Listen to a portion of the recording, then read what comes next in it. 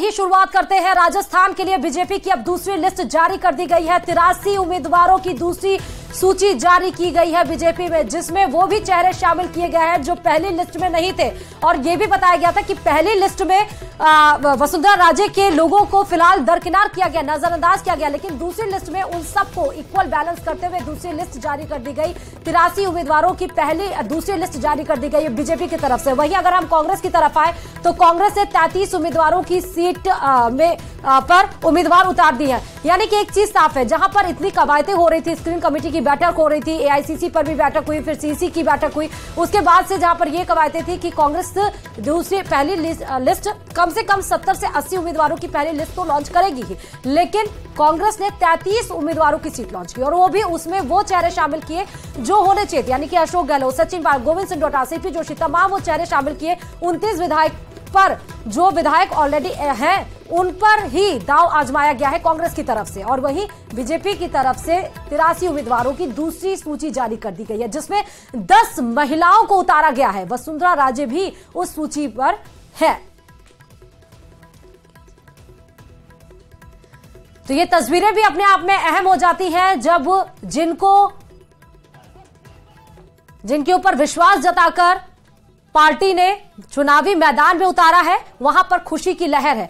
दो तरफ हम अपने स्क्रीन पर हम एक तरफ बीजेपी के उम्मीदवारों की लिस्ट दिखा रहे हैं, दूसरी तरफ दोनों ही तरफ हम राजस्थान की बीजेपी के उम्मीदवारों की लिस्ट दिखा रहे हैं। एक तरफ से देखिए तो तारानगर में राजेंद्र राठौड़ को उम्मीदवार के तौर पर उतारा गया है, रामलाल शर्मा को चौमू, सतीश पुनिया को आमेर से उतारा गया है। वहीं चित्तौड़गढ़ में आते हैं तो नरपत सिंह राजवी पर भरोसा जताया गया, दीप्ति माहेश्वरी राजसमंद से उनको इस बार टिकट दिया गया है। वहीं बात कर लीजिए वासुदेव देवनानी की, तो अजमेर उत्तर से इस बार बीजेपी ने उनके ऊपर भरोसा जताया है। और एक बार हम रुक कर लेते हैं क्योंकि कांग्रेस से लगातार पौरस जी हमारे साथ जुड़े हुए हैं। पौरस जी, अगर क्योंकि बार बार ये हो रहा था और बार बार मीटिंग पे मीटिंग हो रही थी, एक तरफ से कहा जा रहा था कि जो सर्वे होकर आएंगे उनके आधार पर और जो जिताऊ कैंडिडेट है उनके आधार पर ही हम टिकट वितरण करेंगे। ठीक है, आपने 33 उम्मीदवारों की छोटी लिस्ट लॉन्च की है, लेकिन क्या आपको लगा कि जो ऑलरेडी विधायक हैं उन्हीं को मैदान में उतार दिया जाए और जो संगठन के लोग हैं, जो कार्यकर्ता हैं, जो 5 साल मेहनत कर रहे हैं, पहली लिस्ट में आपने उनको तवज्जो तक नहीं दिया, क्यों ऐसा? देखिए, मैं आपसे इस बात को कहना चाहूंगा, जैसा कि मैंने ब्रेक से पहले भी इस बात को कहा था कि भाई हमारे द्वारा जो है वो जिताऊ उम्मीदवारों को पहली प्राथमिकता दी गई। अब वो चाहे वो वर्तमान विधायकों में से हो या कार्यकर्ताओं में से हो, यहाँ तक कि गैर राजनीतिक व्यक्ति भी यदि किसी ने कांग्रेस के टिकट के लिए अप्लाई किया और कांग्रेस की स्क्रीनिंग कमेटीज को या फिर अन्य प्रकार की जो हमारी जांच समितियां, उनको यदि ऐसा लगा कि भाई ये कैंडिडेट जो है कांग्रेस प्रत्याशी बनाने के लायक है, सीट निकाल सकता है, तो निश्चित तौर पर उनको प्राथमिकता दी गई। और आप देखिए, जैसा कि अभी जो पहली लिस्ट है, जो 33 जनों की लिस्ट निकली है, तो इसमें आप इन सीटों पर निश्चित तौर पर हमारी छानबीन कमेटियों द्वारा और अन्य जो भी हमारे पास जिस भी प्रकार के हमारे पास संसाधन है, उनमें सबसे योग्य यही लोग पाए गए। तो इस प्रकार से इसमें इनका नाम है। बाकी आप आने वाली जो हमारी सूचियां जो बची हुई है उसमें आप देखेंगे कि आने को परिवर्तन भी आपको देखने को मिलेंगे। और निश्चित तौर पे हम लोग जो है राजस्थान में हमारी जन कल्याणकारी योजना इतनी अच्छी रही है कि जनता का जो है बड़े तादाद में समर्थन हमारी सरकार की नीतियों को भी है। और जो थोड़ी मोटी जो कसर है वो हमारे प्रत्याशी जो है जिनको हम जिस प्रकार से घोषित करेंगे उनको पूरी करेंगे। निश्चित तौर पर हम लोग जो है अच्छे बहुमत के साथ सरकार बनाने के लिए जा रहे हैं। लेकिन पौरस जी, ठीक है, आप जो भरोसा जता रहे हैं अच्छी बात है, लेकिन एक तरफ जहां बीजेपी की क्रोनोलॉजी है कि 7 सांसदों को उन्होंने उतारा, सूत्रों के हवाले से खबर थी कांग्रेस भी पूर्व सांसदों की एंट्री करा सकती है, दिखाई तो नहीं पड़ा ऐसा। क्या सेकंड और थर्ड लिस्ट में एंट्री हो सकती है? देखिए, मैं आपसे कहना चाहूंगा कि भारतीय जनता पार्टी के द्वारा 7 सांसदों को उतारा जाना ही बीजेपी की हताशा का परिचय है। अब देखिए, जो सांसद जो होते हैं, बीजेपी के सांसदों की क्या स्थिति रही कि 2 बार लगातार भारतीय जनता पार्टी के 25 में से 25 सांसदों को राजस्थान की जनता ने जो है अपना समर्थन दिया। उसके बदले में राजस्थान की जनता को भाजपा के सांसदों ने क्या दिया वो हम सबसे किसी से भी छुपा हुआ नहीं है। इन्हीं के नाकारापन और निकम्मेपन का परिणाम है कि ना भारतीय जनता पार्टी के जो प्रधानमंत्री जी या फिर अन्य जो भी नेता राजस्थान में आते हैं उनके पास बताने के लिए, राजस्थान के लिए विशेषकर केंद्र सरकार की उनके सांसदों द्वारा बताई जाने वाली कोई उपलब्धि नहीं है। इसलिए उनको जो है एक लाल डायरी जैसे एक भ्रमित और एक जो काल्पनिक जो आरोप है उनके ऊपर उनको निर्भर रहना पड़ता है। तो मैं आपसे कहूंगा कि निश्चित तौर पर यह भारतीय जनता पार्टी के सांसदों को उतारा जाना ना सिर्फ भारतीय जनता पार्टी की हताशा का परिचायक है, बल्कि उनका भी लिटमस टेस्ट है कि भारतीय जनता पार्टी अपने सांसदों को भी परखना चाहती है कि भाई तुम लोगों में कितना तुम्हारे अंदर दम बचा हुआ है। तो आप लोग जाइए, आप लोग 8वें पायदान से उतर के आप मतलब एक आप देखिए राजस्थान के अंदर, जैसा कि आपको पता है कि एक लोकसभा क्षेत्र में 8 विधानसभा क्षेत्र करीब पड़ते हैं। मैं पौरुष जी आपके पास लौटूंगी, लेकिन इस तरफ रुक कर लेते हैं। गजेंद्र सिंह शेखावत ने क्या कुछ कहा है वो आपको सुनाते हैं।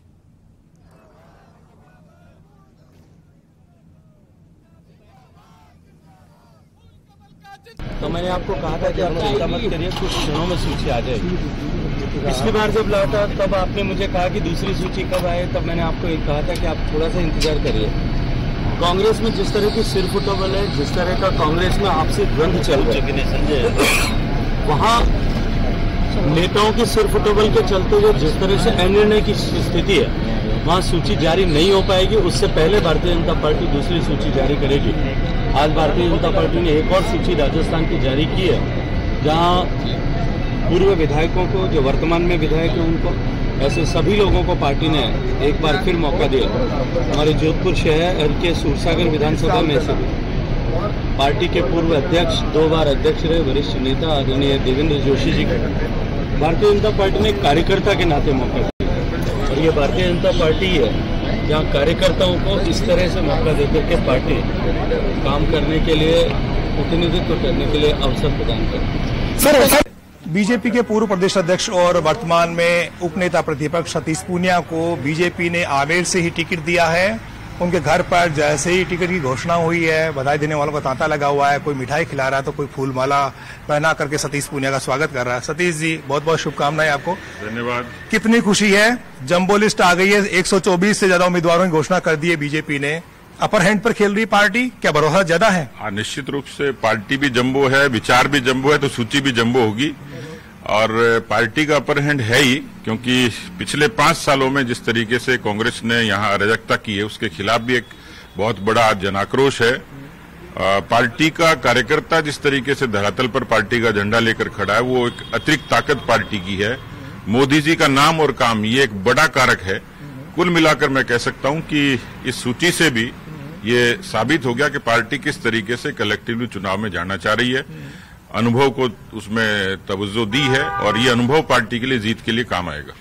पिछला चुनाव आपने 13,000 से ज्यादा वोटों से जीता था। इस बार किस तरह की प्लानिंग है और किस तरह आप कांग्रेस को घेरेंगे? कांग्रेस की सरकार है और कांग्रेस कह रही कि एंटी इनकम्बेंसी नहीं है, इसलिए हम फिर से सरकार बनाने जा रहे हैं।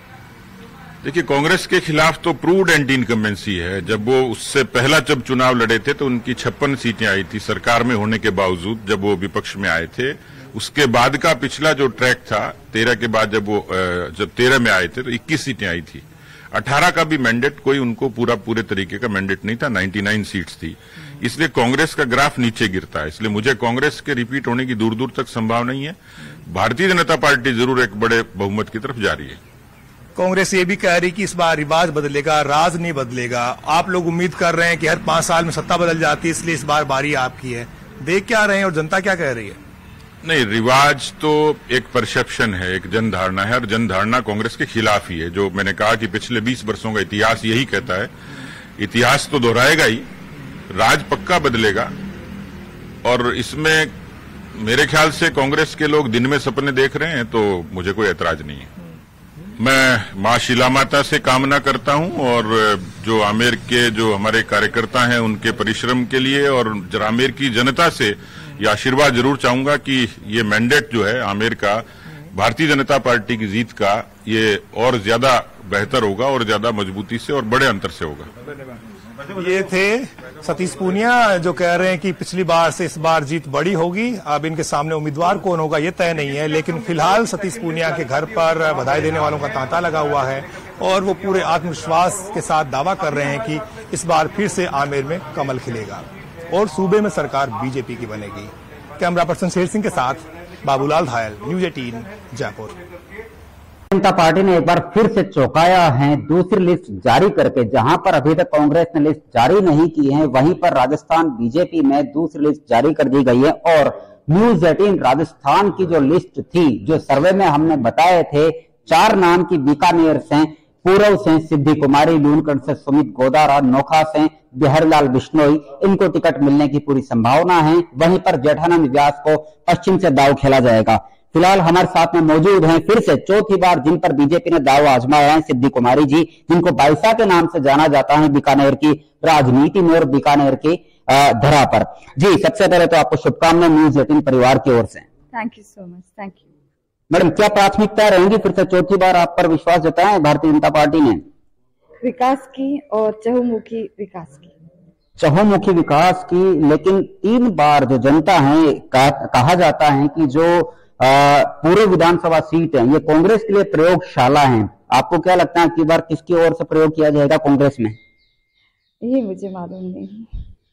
मतलब आप मानते हैं कि प्रयोगशाला है ये भी? मैं तो ये सोचती हूँ कि हर चुनाव महत्वपूर्ण है, हर चुनाव में अपनी मेहनत करूंगी। सामने वाला क्या करता है ये मुझे मालूम नहीं। जनता के पास में किन मुद्दों को लेकर के, किन विषयों को लेकर के जाएंगे? क्योंकि 3 बार आप लगातार विधायक रही है, मतलब 15 साल आपने यहाँ पर विधायिका आपने निभाई है। सुशासन, विकास, महिला, बच्चे और जो सूरसागर की बदहाली हुई है उसके अंदर हम लोग और अच्छा काम कर सकें और विजनरी काम हो मेरे कॉन्स्टिट्यूंसी में। जी, तो निश्चित तौर पर ये थे हमारे साथ में खास बात करने के लिए जो फिर से चौथी बार जिनको उम्मीदवार बनाया गया है विधानसभा पूर्व क्षेत्र से सिद्धि कुमारी बाइसा, जिनको नाम से जाना भी जाता है, और उनका कहना है कि जो सुशासन है उसको ही लाना इनकी सबसे पहली प्राथमिकता रहेगी। बीकानेर से न्यूज़ 18 राजस्थान के लिए मैं मनीष शर्मा। नवरात्रि में मां के आशीर्वाद और संगठन के निश्चित रूप से उनके आशीर्वाद से मुझे ये 5वां अवसर मिला है, उसके लिए मैं भगवान का और ये अपने संगठन का बहुत बहुत आभार व्यक्त करता हूँ। ये लगातार केवल ये टिकट मुझे नहीं मिला है, लगातार 5 वर्षों से जनता के बीच में सक्रिय रहने, उनके सुख दुख में हमेशा उपस्थित होने और हमेशा सरल सहज उपलब्ध होने और साथ में संगठन के प्रति समर्पण और लगातार सक्रिय रहने का जो शायद मुझे लगता है। तो उन तमाम उम्मीदवारों को हम आपको सुना रहे थे जिनको इस बार बीजेपी और कांग्रेस से टिकट मिला है। और एक बार फिर रुक कर लेते हैं क्योंकि बीजेपी से लगातार अपूर्वा जी जुड़ी हुई है और कांग्रेस से पौरुष जी जुड़े हुए हैं। पौरुष जी, मैं आपके पास आ रही हूं क्योंकि बीजेपी लगातार ये कह रही है, सतीश पूनिया जी को भी आप सुन रहे थे, कि जनाधार इस बार आपके खिलाफ है, एंटी इनकम्बेंसी की लहर इस बार कांग्रेस के लिए है और इसीलिए कांग्रेस नहीं रिपीट करने जा रही है। रिवाज आप बदलने की बात कर रहे हैं लेकिन राज भी बदलेगा। तंत्र में जनता ने किसी भी उपचुनाव में या किसी छोटे चुनाव में या फिर अन्य किसी की भी सभा रैलियों में क्या रिएक्शन दिया वो महत्वपूर्ण होता है। मैं आपका ध्यान दिलाना चाहूंगा कि राजस्थान में पिछले जितने भी उपचुनाव हुए उसमें भाजपा सिर्फ 2 जगह से जीती है, धौलपुर से जीती और एक दीप्ति माहेश्वरी जी चुनाव जीती, और उसके अलावा भारतीय जनता पार्टी सब जगह चुनाव हारी उपचुनाव। और जबकि हमारा जब बीजेपी का राज था उसमें हमारी परफॉर्मेंस आज की भारतीय जनता पार्टी की तुलना में बेटर थी। इस बार आप देखिए उपचुनाव में एक जगह भारतीय जनता पार्टी की जमानत जब्त हुई और एक जगह भारतीय जनता पार्टी तीसरे नंबर पर रही। यही नहीं, पंचायत चुनाव हुए या फिर नगर पालिकाओं के चुनाव हुए उसमें निरंतर हमारी बढ़त जारी रही। और जैसा कि आपने देखा कि भारतीय जनता पार्टी द्वारा पिछले समय में जन आक्रोश यात्रा निकाली गई और अभी परिवर्तन संकल्प यात्रा निकाली गई। तो मैं शायद मुझे जहां तक ध्यान है मैंने आप ही के चैनल पे कई ऐसी तस्वीरें देखी कि जहां पे भारतीय जनता पार्टी की सिर्फ टवल सामने आई, जिनके जो मीणा है, रामकिशोर मीणा जी जो इनके नेता हैं, पूर्व मंत्री हैं, उन्होंने उनको अपने रथ पे, पार्टी के रथ पे चढ़ने के लिए किस प्रकार से जद्दोजहद करनी पड़ी और किस प्रकार से अरुण चतुर्वेदी जी उनको चढ़ने से रोका। और यही नहीं, भरतपुर की भी शायद तस्वीरें मैंने आपके चैनल पे देखी कि ना कैसे कुर्सियां खाली पड़ी रही। तो देखिए जिस प्रकार से और अनेकों ऐसी तस्वीर आई गई कि इनको अपने स्टेज पे, अपने कार्यक्रमों पे भीड़ जुटाने के लिए अपने स्टेज पे जो प्रोफेशनल डांसर्स होती हैं और उनको अश्लील नृत्य करवाए गए। आप देखिए राजस्थान की जनता ने ऐसा मंजर पहली बार देखा कि जो अपने आप को शुचिता, चाल, चरित्र, चेहरे वाली पार्टी बताती है और वो अपने मंच के ऊपर आकर के इस तरह से भद्दे नृत्य करवाती है और अश्लील गानों पर नृत्य करवाती है। तो मैं आपसे कहना चाहूंगा कि देखिए ये सब चीजें भारतीय जनता पार्टी की हताशा का परिचय है। ठीक है, टिकट मिला है पूनिया जी को, उनको भी पता है उनकी स्थिति आमेर में क्या होने वाली है। इस बात को ठीक है पौरुष जी, मैं इसका रिएक्शन अपूर्वा जी से ले लेती हूँ। अपूर्वा जी, चाल चरित्र वाली पार्टी भीड़ को जुटाने के लिए ऐसा काम कर रही है। दूसरी बात, उन्होंने सबसे बड़ी बात यह कही कि उपचुनाव में या पंचायती चुनाव में जिस तरह हार का सामना बीजेपी को करना पड़ा, उस तरह 160 का टारगेट कैसे बीजेपी लेकर चल रही है? देखिए, सबसे पहले तो मैं ये कहना चाहूंगी कि अगर भारतीय जनता पार्टी की वेरियस प्रोग्राम्स के अंदर जितने कैंपेन्स हमने चलाए अगर उसके अंदर कांग्रेस वालों को भीड़ नजर नहीं आ रही है तो या तो उनको किसी एक अच्छे ऑप्थेल्मोलॉजिस्ट की जरूरत है जो उनके दृष्टिकोण को और नजर को ठीक करे, या मुझे लगता है कि उनको फिर से किसी मदरसे में जाकर गिनती सीखने की आवश्यकता है। दूसरी बात जहां तक मैं आपसे कहना चाहूंगी वो ये है कि जिन अश्लील हरकतों का ये विवरण यहाँ पर बैठ के कर रहे हैं, क्या ये मुझे स्पष्टीकरण दे सकते हैं कि जब इन्हीं की सरकार के अंदर राजेंद्र गुड़ा जी मंत्री थे, उनके बेटे का जन्मदिन था, वहां बार बालाएं नाच रही थी, वहां इनके मुख्यमंत्री महोदय क्या कर रहे थे, क्या करने गए थे उस कार्यक्रम में, और क्यों उस कार्यक्रम के बाद में जब वीडियो रील्स आई कि वो बार बालाएं वहां नाच रही थी और शिवम गुड़ा जी ने बड़े खुल के स्टेटमेंट दिया था कि अगली बार तो बॉलीवुड की हस्तियां भी नाचेंगी, कोई रोक सके तो रोक ले, मैं 18 साल का हूंगा, तब उनको मंत्रिमंडल से क्यों नहीं हटाया गया? मंत्रिमंडल से क्यों हटाया गया? क्योंकि उन्होंने उन्हीं के सदन के अंदर खड़े होकर के महिला सुरक्षा के ऊपर प्रश्न चिन्ह खड़े कर दिए थे और फिर उनको तो हटा दिया गया, और दिव्या मदेठा जी ने स्वयं के लिए जो प्रश्न चिन्ह खड़े करे उनके ऊपर उनके कोई जवाब नहीं है। देखिए, ये दोहरापन, दोगलापन, ये सारे कांग्रेस के पर्यायवाची रहे हैं। पिछले 70 सालों से जनता इनके शासन को देखती आई है। 5 साल भी जनता ने, बेचारी भोली भाली जनता ने इन पे विश्वास करके इनको लेकर आए, और आज जनता की क्या हालत हो गई है। राजस्थान भ्रष्टाचार में नंबर 1 है, महिला असुरक्षा में नंबर 1 है, दलित अत्याचार में नंबर 1 है, पेपर लीक में नंबर 1 है। आप क्या सुनना चाहते हैं इसके अलावा? 5 साल में 11 लाख से ज्यादा मुकदमे दर्ज हो गए, सांप्रदायिक दंगे 10 गुना से ज्यादा बढ़ गए। राजस्थान शांति प्रिय प्रदेश हुआ करता था। राजस्थान के अंदर एक बड़ा आरोप बीजेपी की तरफ से आपके ऊपर लगाया जा रहा है, चाहे वो महिला सुरक्षा को लेकर हो, चाहे वो भ्रष्टाचार को लेकर हो, चाहे वो पेपर लीक के बारे में बात हो, हर जगह पर कांग्रेस फेल होती हुई नजर आ रही है। फिर किस तरह से आप बोल रहे हैं कि इस बार रिवाज बदलेगा, राज नहीं बदलेगा?